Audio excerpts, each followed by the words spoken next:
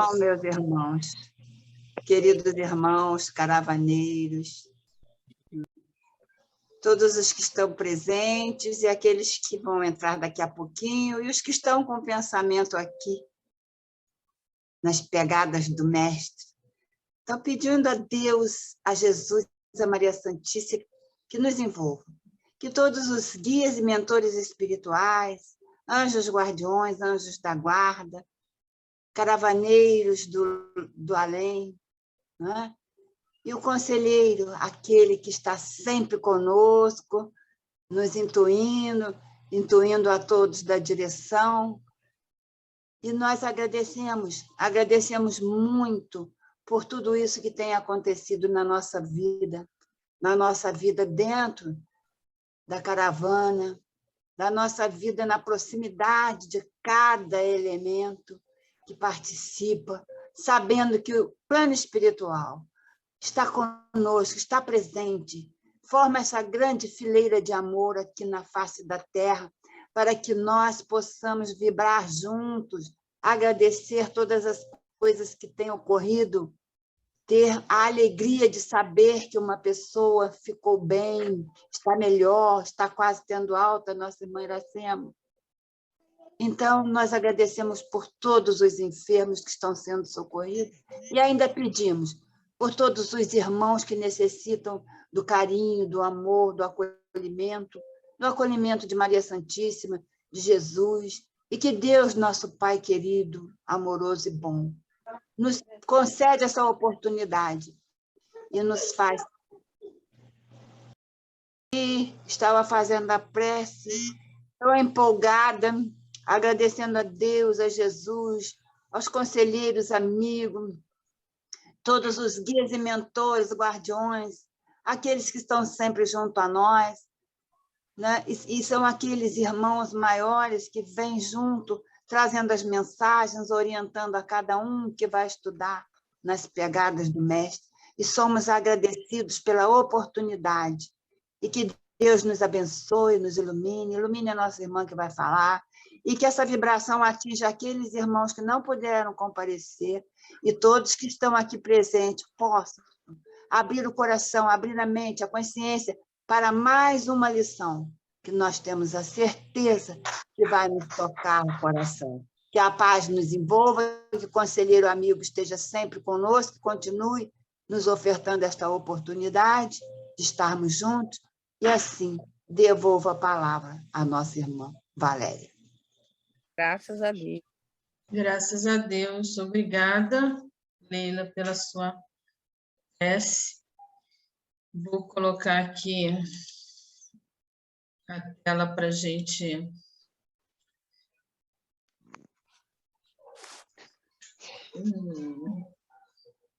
Vamos logo aqui, ver se ele vai passar. Evidência histórica, né? Geralmente as pessoas querem um respaldo de alguma coisa material, de um artefato, de um pertence, de um documento original, e essas coisas realmente, em relação a Jesus, não existem. Um artefato arqueológico. O que a gente tem são escritos, na maior parte, escrituras evangélicas que têm uma relação mais teológica, né, na visão de Jesus. Então, não existem evidências da coroa de espinho, o próprio sudário, foi falado muita coisa, mas depois se descobriu que o sudário é do século XIV, pregos que teriam pregado Jesus, mas nada disso foi evidenciado historicamente como verdadeiro. Vinícius continua. Mas, afinal, o que importa esse desdém da história se é precisamente através dessa falha que se vê a figura majestosa do soberano mestre ostentar-se em pleno fulgor? Outra individualidade cantada nas páginas da história logrou jamais impor-se como Jesus Cristo. Quem como ele conseguiu assinalar sua travessia por esse orbe com sulcros tão indeléveis? Onde aquele cuja memória se haja perpetuado, como a sua, acentua-se cada vez mais vivamente nos corações à medida que o tempo decorre. As evidências da existência de Jesus, ela se dá através de testemunhos. Quem fez o Atos Apóstolos, né, com o Mauro, ele falava muito isso, né? Naquele tempo você usava o testemunho.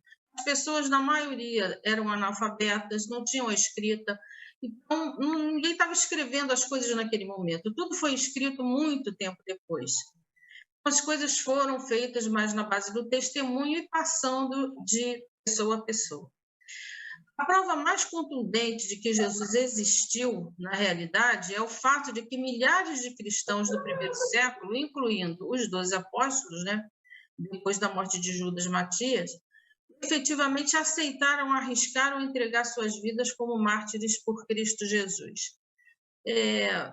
Os primeiros cristãos davam a vida, né, em prol da proposta do Cristo.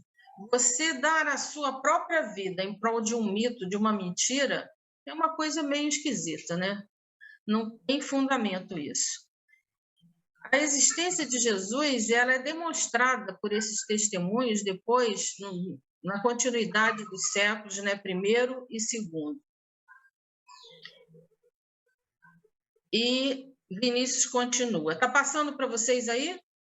Tá. Os séculos que se sucedem sobre as gerações que passam, longe de empanarem o brilho do seu nome, fazem-no antes refugir cada vez com mais desusado esplendor. Só ele é o astro cujo brilho se vem intensificando progressivamente, ao invés de esmaecer, como sucede àqueles que a história esculpiu no firmamento de suas páginas. Alguns escritos históricos a gente tem, né, comprovando a existência de Jesus. O Talmud é uma compilação de tradições do judaísmo, redigida ainda no século IV, fala de Jesus várias vezes. E aí é uma comprovação histórica, né? Escrita, não é arqueológica, aquilo que eu disse antes, né? Não é um artefato, mas é uma prova escrita. Dizendo que ele e os seus discípulos faziam milagres mediante a magia, mas sem evocar jamais a hipótese de que Cristo nunca tenha existido. Quer dizer, o Talmud não está falando de Jesus no sentido que é teológico, né? Tanto que ele diz aí que ele age por magia. Mas ele, em nenhum momento, questiona a existência de Jesus. O Talmud babilônico confirma a crucifixão de Jesus na vigília da Páscoa. Flávio Joséfo, que é um dos primeiros historiadores, né, um judeu do século I, ele menciona Jesus e o seu irmão Tiago em suas Antiguidades Judaicas, né, o escrito dele, sobre a história do povo judeu. Ele fala de um Jesus hábil em fazer prodígios, que foi condenado à cruz. E depois a gente tem também o Celso, filósofo platônico, um judeu romano, autor do Discurso Verdadeiro, que foi um ataque ao cristianismo no século II. Ele escreve dizendo: vocês consideram como Deus um personagem que acabou uma vida infame mediante uma morte miserável. Ele comprova aí a existência de Jesus e uma morte miserável, uma morte de cruz. Vinícius continua. Jesus, por isso, prescinde sem prejuízo de todo que a seu respeito pudesse porventura dizer a história. Ele encerra em si mesmo a verdadeira história da humanidade. Jesus é a história viva do homem. O início dos questionamentos, na verdade, da existência de Jesus, ele se dá no final do século XVIII, todo o século XIX, início do século XX, com a historicidade que vem ser questionada devido ao avanço da arqueologia. Com o avanço das pesquisas, dos achados arqueológicos, alguns historiadores assim muito rígidos, né, começam a fazer esse questionamento. Mas desde os primeiros tempos, nem sequer os adversários do cristianismo eles duvidavam da existência de Jesus. Isso começa a ser questionado a partir do fim do XVIII e início do século XIX. Essa parte do texto de Vinícius eu acho linda, né? Vamos prestar bem atenção no que ele diz. A história são relatos do passado da humanidade. Jesus é a história do porvir humano. A história diz o que fomos, Jesus diz o que seremos. A história reflete as máculas e fealdades de nossa natureza inferior. Jesus assinala as belezas de nossa natureza superior. A história falseia em muitos pontos, arrastada pela influência de paixões rasteiras. Jesus é sempre a expressão da verdade para os que têm olhos de ver. A história é letra, Jesus é vida. A história é e será uma obra inacabada. Jesus é um modelo vivo, o protótipo da perfeição para ser imitado. A história é a carne, Jesus é o espírito. A história é o repositório das contradições, dos atos de egoísmo, das lutas fratricidas. Jesus é o conjunto das harmonias, é o altruísmo, é o fiel reflexo do supremo amor. Essa parte do texto de Vinícius é maravilhosa, né? Como ele coloca que não importa, inclusive, para nós ficarmos discutindo se Jesus existiu ou não existiu na figura humana como tal, porque Jesus é muito maior, Jesus é a vida, Jesus é o nosso futuro, Jesus é o que devemos ser, Jesus é aquilo que devemos seguir, Jesus tem uma proposta de vida muito maior do que qualquer outra mesquinharia de ficarmos nessa discussão se ele existiu ou não. E acredito que Vinícius faz, né, esse texto diante do que ele vive, porque provavelmente ali no século XIX, onde tudo estourou com uma intensidade muito grande nesses questionamentos de que Jesus não teria sido um mito, Vinícius se vê, né, nessa coisa maravilhosa aqui, poética, de escrever uma coisa tão linda assim. Então, por quê? Certos historiadores extremistas, eles começaram a desenvolver teses segundo as quais Jesus teria sido um produto de um mito, de uma mitologia, algumas vezes até afirmando que seria a maneira de reprimir os judeus que iriam contra o Império Romano. Então, eles criaram esse mito para poder as pessoas ficarem com medo e não atacarem o Império. Mas as suas teses foram refutadas uma a uma pelos próprios historiadores especializados na época. Então, tudo isso foi por água abaixo e, atualmente, 95% dos historiadores não têm dúvida que Jesus existiu. As provas para eles são suficientes, não precisa de provas arqueológicas, provas materiais, provas de artefatos, mas o que tem escrito, pessoas que não se conheciam e que escreveram várias coisas que coincidem, principalmente, né, que Jesus foi judeu de nascimento e de morte e morou em Nazaré, um camponês. Com certeza, todos eles afirmam que isso é verdade.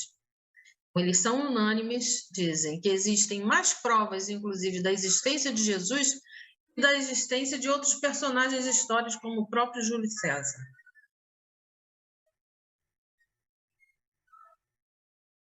Por que não está passando? Passou. E Vinícius continua, de tal sorte, porque havia Jesus de figurar na história, se ele mesmo é a verdadeira história do homem. História viva, completa, sem falhas, sem lacunas, sem erros. História que não se limita ao registro de um pretérito mesquinho, mas se desdobra em páginas brilhantes que nos acenam um porvir glorioso. Os primeiros escritos sobre a vida de Jesus, intitulado A Vida de Jesus, A Vida de Jesus, em alemão, por David Strauss, em 1835, e em francês, Ernest Renan, em 1863. Esses foram os primeiros livros históricos sobre Jesus. Depois vem outros posteriores, esse John Crossan diz que é muito recomendado, irlandês, e já coloca aí uma biografia revolucionária de Jesus em 1900, já no século XX, né? E Jesus histórico, a vida de um camponês judeu do Mediterrâneo.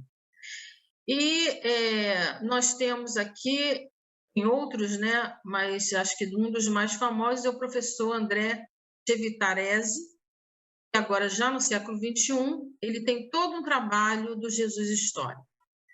Ele é bem acadêmico, coloca bem as questões históricas mesmo, de comprovações do que se pode, né, dizer historicamente sobre Jesus. Não entra na questão da fé, ele disse que jamais ele questiona a fé de ninguém e respeita muito a fé de cada um, mas ele se atém às questões históricas enquanto academia, enquanto professor, enquanto que ele tem que passar como professor. Eu achei interessantíssimo, ele tem inclusive um canal, vi vários vídeos dele. E Vinícius, eu acho que até termina aqui. Quando o homem compreende o Filho de Deus, cairá de seus olhos o véu que lhe oculta o futuro, porque o Filho de Deus é a visão clara desse futuro. Então o homem saberá que Jesus, esse Jesus que está excluído da história, é em verdade a história, sua história. Lá no Livro dos Espíritos, para nós, somos espíritas, né? A gente tem a comprovação maior de todas, porque são os próprios espíritos que respondem a Kardec na pergunta 625, quando ele pergunta qual é o tipo mais perfeito que Deus ofereceu ao homem para servir de guia e modelo aqui na Terra. E aí os espíritos dizem, vê de Jesus. A nota de Kardec diz, Jesus é, para o homem, o modelo de perfeição moral que a humanidade pode pretender sobre a Terra. Deus não o oferece como o mais perfeito modelo e a doutrina que ensinou. É a mais pura expressão de sua lei, que estava animado do Espírito Divino e foi o ser mais puro que apareceu sobre a Terra.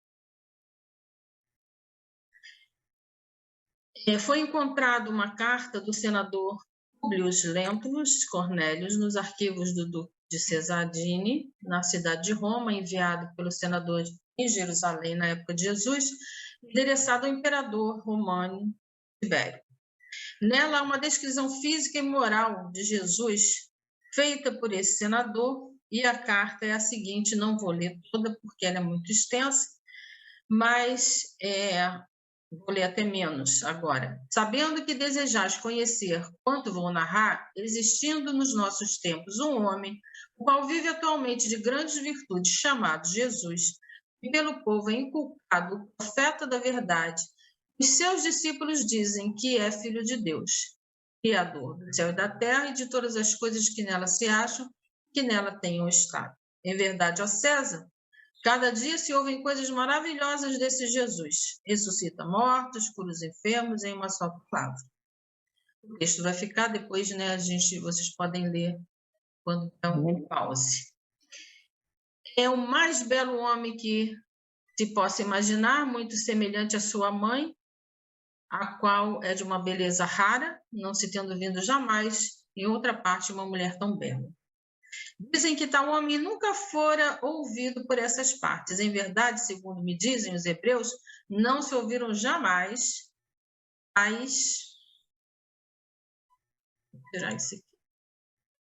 conselhos de grande doutrina, como ensina esse Jesus. Então, esse Tibério está lá no livro de Psicografia de Chico, há 2000 anos, seria uma encarnação anterior, né, de Emmanuel. Vamos fazer a prece para a gente tentar ainda ver se conseguimos conversar alguma coisa. Então, vamos agradecer nesse momento ao nosso Pai querido, essa oportunidade de estarmos aqui juntos. Pai de infinita bondade, e misericórdia. Agradecemos por mais esse dia, por mais essa oportunidade, por essa caravana que cada vez mais se reúne para refletir, para estudar, para vivenciar esse amor através da nossa união, através de uns ajudar aos outros, nas orações, nas palavras, na amizade, fortalecendo-nos naquilo que cada um mais necessita. Obrigado, Pai, por essa caravana de amor, por esse amor que cada vez inunda mais os nossos corações e nos une enquanto caravana. Te confiamos todas as pessoas que prometemos de rezar, que pediram as nossas orações, que o Senhor possa conceder a cada uma aquilo que mais necessitam, conforme a tua vontade. E assim, damos a ti o nosso graças a Deus. Graças a Deus. Então, temos aí, acho que uns 7 minutos. Se alguém quiser falar alguma coisa que não ficou bem colocada aqui.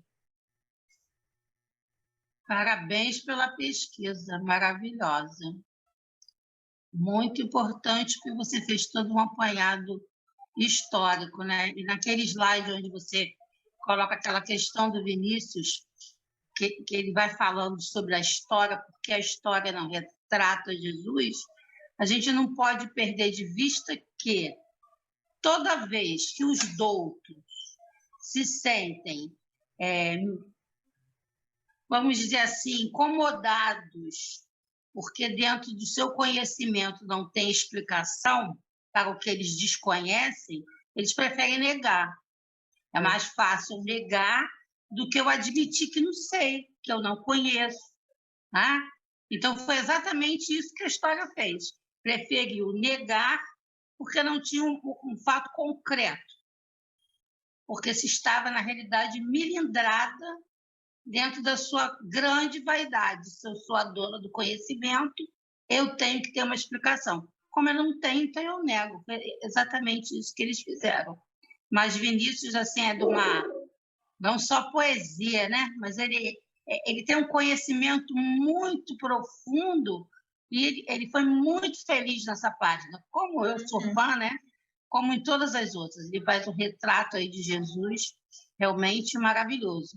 E interessante também quando você faz a analogia da doutrina, que a própria espiritualidade maior diz que o único modelo que a gente tem conhecido no planeta é Jesus, né? Então, ele está bem concreto. Muito bem, parabéns pelo estudo, foi muito bom. Amém. Eu entendo que a academia tem que ser acadêmica mesmo, né? Até porque sempre fui muito acadêmica na minha profissão. É lógico que um historiador ele não pode colocar evidências que não existem, né? Oi.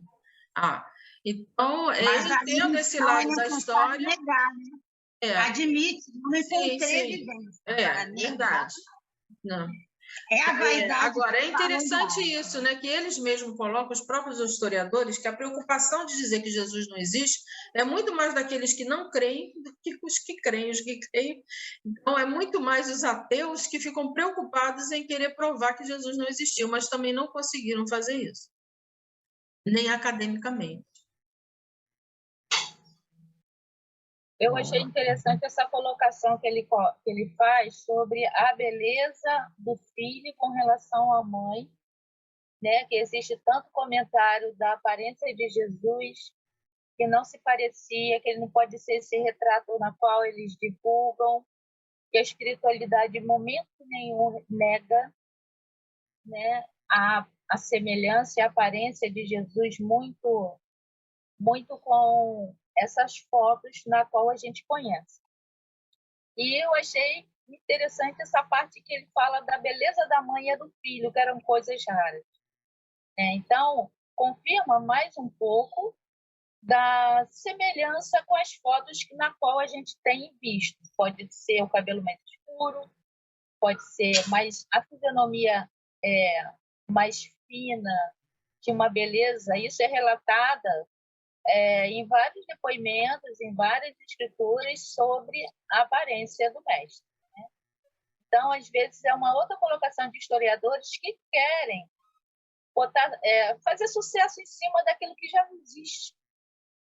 Então, achei também muito interessante, gostei muito daquela colocação, confirmando mais uma vez uma certa semelhança no que nos é divulgado. Havia uma tendência da própria Igreja da Ortodoxia de passar a figura de um Jesus muito divino, muito distante, né, da gente. E as Escrituras acabam indo por esse ponto. A gente tem que ver, quando a gente pensa num Jesus humano, num Jesus histórico, eu acho que o que vem para nós, enquanto espíritas, de importante, é justamente perceber que Jesus foi humano, foi de carne e osso, viveu as coisas da matéria, e isso nos dá a possibilidade de também sermos, de também vencermos, de também vivermos. Entendeu? Enquanto aquele conceito de um Jesus muito acima, muito divino, né? Um Deus encarnado de tal maneira que aí fica todo mundo achando ele tão místico, não consegue chegar a lugar nenhum, não consigo nunca fazer nada. Eu acho que Até isso é fazem importante. dele o próprio Deus, né? Uhum. Até fazem dele o próprio Deus, que é para distanciar ainda mais de nós. E esse Jesus mais real, esse Jesus irmão, é aquele que eu posso me tornar a ser. E a preocupação era justamente endeusá-lo para ficar longe do nosso alcance, né? E a doutrina já mostra uma outra realidade. Todos poderemos ser crísticos. Uhum. Esse eu acho que é o grande ensinamento dessa questão do Jesus histórico. Não é nem provar se ele existiu ou não, isso eu acho que não tem questionamento em relação a isso. Mas ver um Jesus humano, um Jesus onde nos dá a possibilidade de nós também sermos aquilo que somos, de progredirmos enquanto